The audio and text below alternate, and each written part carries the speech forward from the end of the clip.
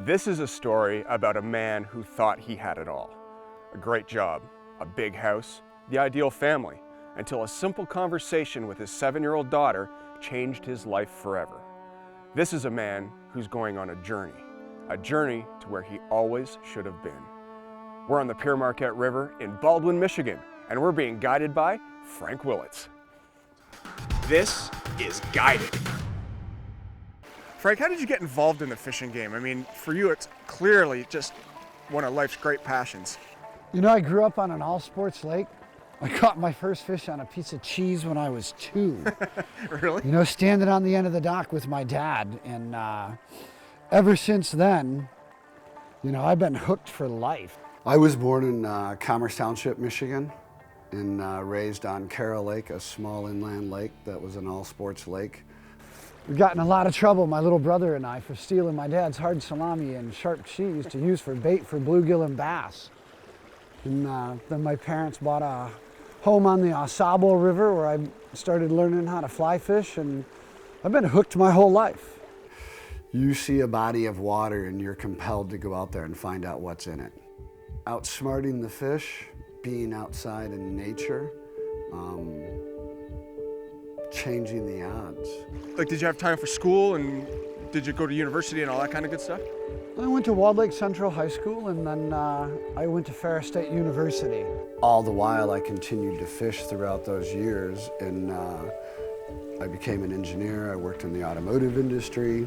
When I was at Ferris, I met my wife at the time, Linda. We ended up getting married a couple years after college, and we had 2 beautiful children, Samantha and Dylan. I started off at Ford Motor Car Company working in maintenance, and moved on to become a robotics engineer in paint applications.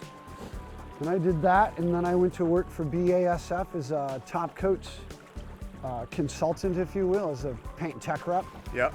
Lived in Kansas City, worked in a truck plant there for Ford Motor Car Company as an in-plant BASF employee. And after doing that for a couple years, I went to work for a filter company. I excelled rather quickly in that company. When I left, I was the general director of Latin America.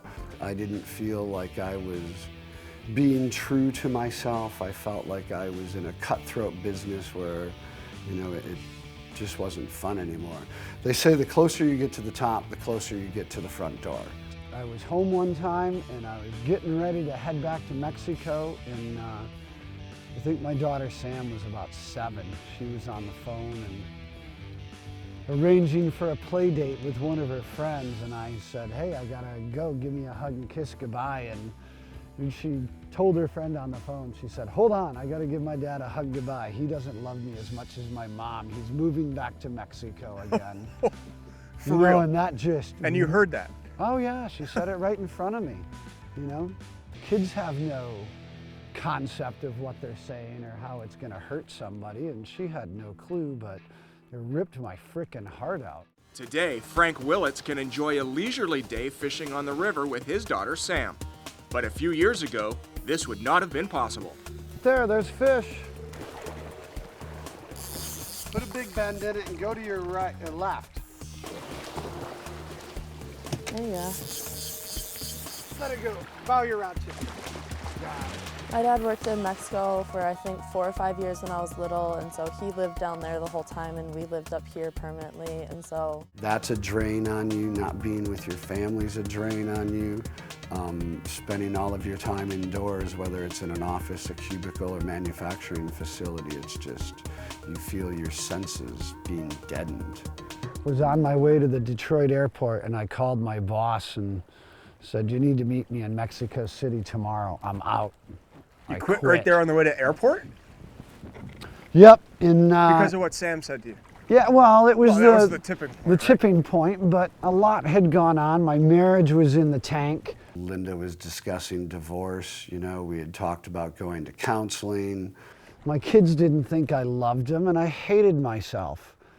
I hated myself for that, and I hated myself because I didn't feel like I was being honest to myself. Coming up next, the life lesson Frank will pass on to his kids.